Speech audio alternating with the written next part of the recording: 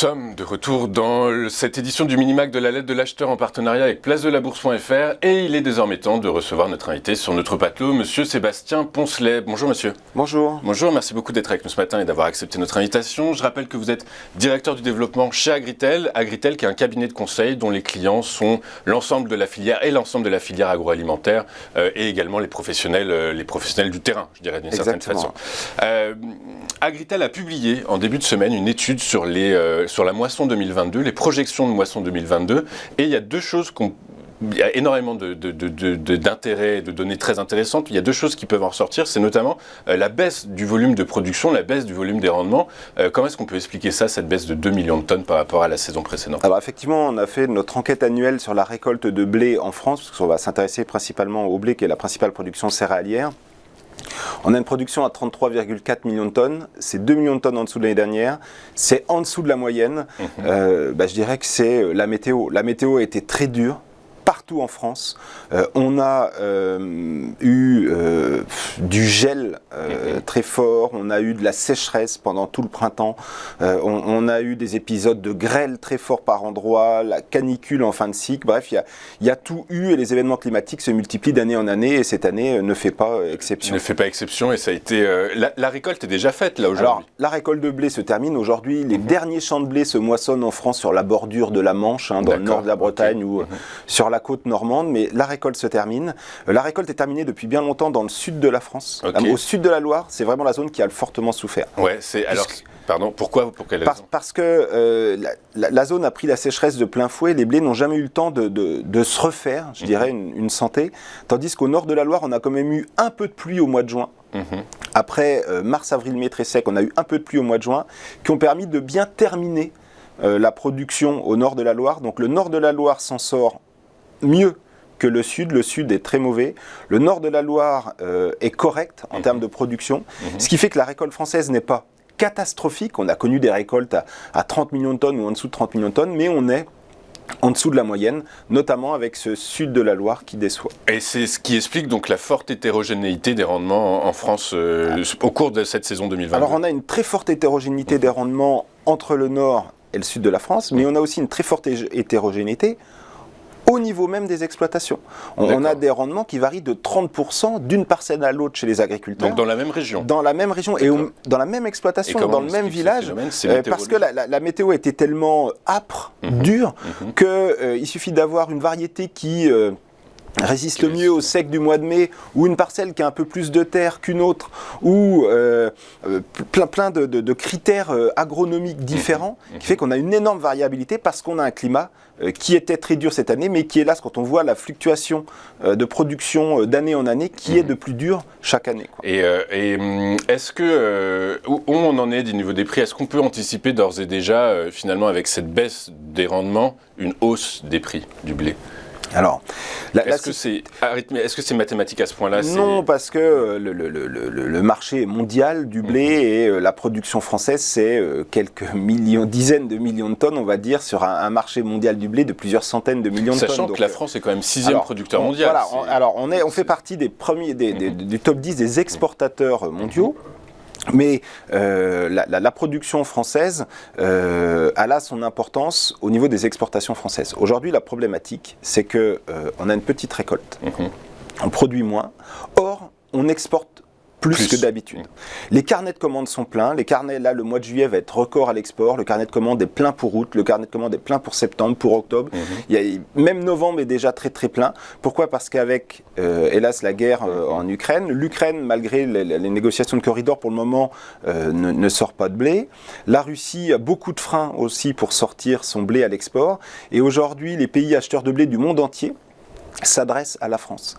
Et donc, on est face à une problématique où on a moins de blé de produits et plus de sollicitations à la vente. Donc on a un effet, je dirais, ciseau, qui se ressent sur le marché physique français, avec des prix sur les ports français qui tirent. Maintenant, l'équilibre mondial est plutôt, on va dire, partagé pour le moment, parce qu'il y a d'autres forces en parallèle qui calment un peu le jeu. Et ces forces sont lesquelles? Alors ces forces, c'est qu'on a depuis 2 mois une grosse vague liquidative de la part des fonds d'investissement sur l'ensemble des matières premières, et notamment sur les matières premières agricoles. Les fonds, depuis l'été 2020, ont, entre guillemets, joué l'inflation et ont acheté des matières premières agricoles pour se prémunir de l'inflation et toutes les matières premières en général. Et depuis 2 mois, ils ont tendance à liquider ça avec le déclenchement de la hausse forte des taux de la Fed. Ils liquident les matières premières, donc les fonds ont quelque part bradé les matières premières agricoles, donc on a une surbaisse sur les marchés financiers agricoles. On a aussi l'anticipation des marchés de la réouverture de l'Ukraine. Donc là, quelque part, les corridors alimentaires ont été quelque part anticipés aussi dans le marché. Et puis, on a des marchés qui anticipent finalement une récolte qui s'annonce bonne en Russie, par exemple. Sauf que pour le moment, la récolte a beau démarrer en Russie et être très très bonne. Pour le moment, il y a toujours des freins à la sortie du blé russe sur le marché mondial. Ouais, j'entends bien. Vous dites que la France va produire moins de blé. Elle est plus sollicitée qu'avant pour ses exportations. Du coup, est-ce qu'on doit s'attendre à des pénuries de blé en France pour les consommateurs français? Des pénuries, il n'y en a pas dans le sens où le marché s'équilibre. C'est plus un réajustement du prix.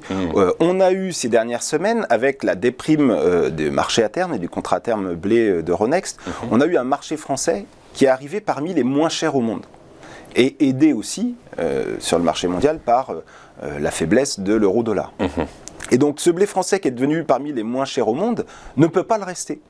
Donc tout va dépendre après de l'orientation du marché mondial, mais en tout cas le marché français et le marché européen doit se mettre en prime, donc doit monter par rapport au reste du marché mondial. Après, si le marché mondial arrive à se détendre, parce que si finalement l'Ukraine arrive à sortir concrètement le blé. Pour l'instant, on attend de voir si la Russie arrive à sortir davantage de blé.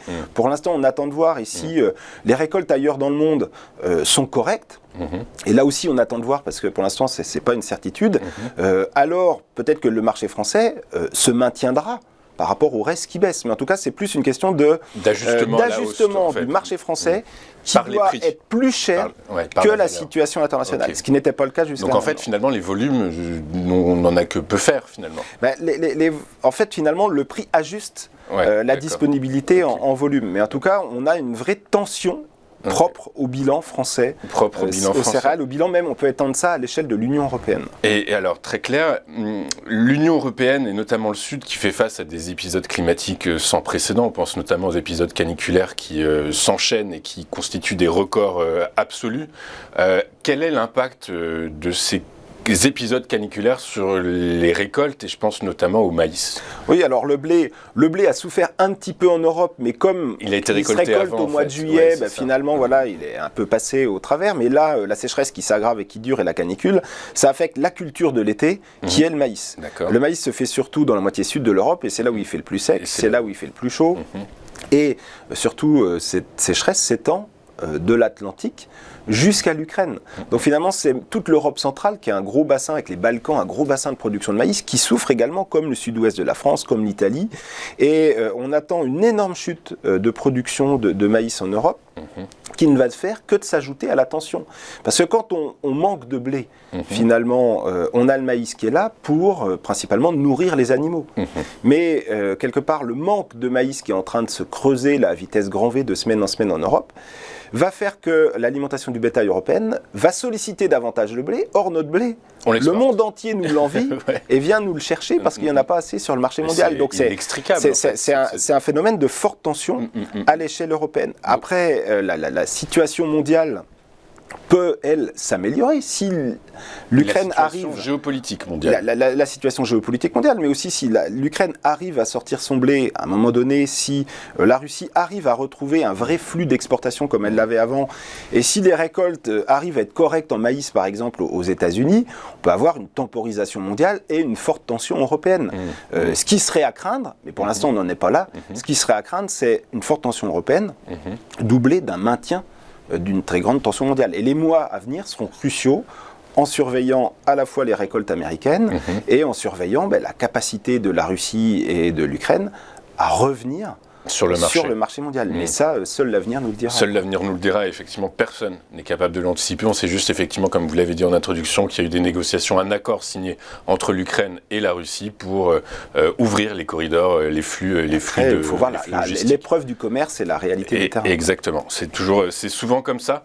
Je vous remercie, Monsieur Poncelet, d'avoir été avec nous ce matin. Je rappelle que vous êtes directeur du développement chez Agritel. Agritel, cabinet de conseil de la filière agroalimentaire et du monde agricole. On va marquer une pause et on se retrouve tout de suite après pour la suite de vos programmes. À tout de suite sur Téléfinance.